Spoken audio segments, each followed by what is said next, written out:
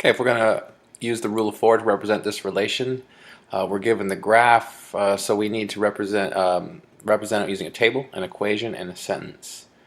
Let's do the table first.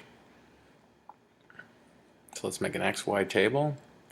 I've got points here. I've got 1 and -1, so I'll put that in here. 1. And then my next point right in the table here is 2 and 1.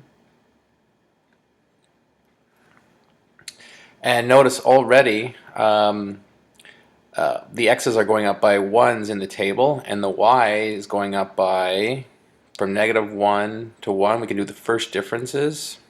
And we got 1 subtract -1,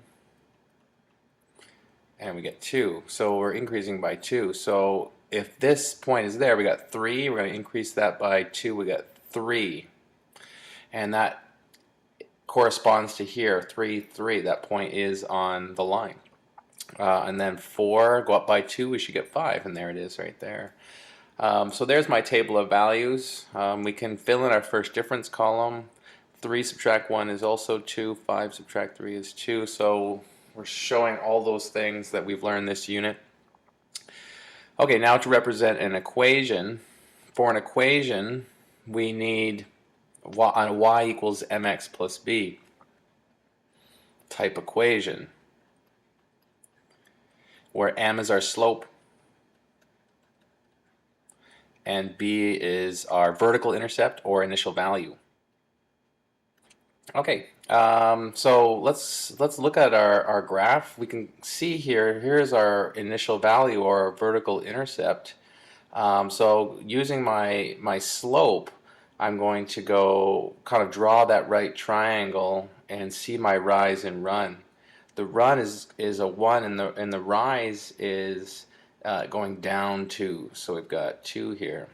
Our rise and run from this point to this point would be up 2 over 1. So we've got 2 over 1,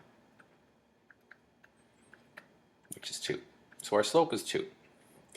And that initial value is that coordinate right there, which is 0, -3.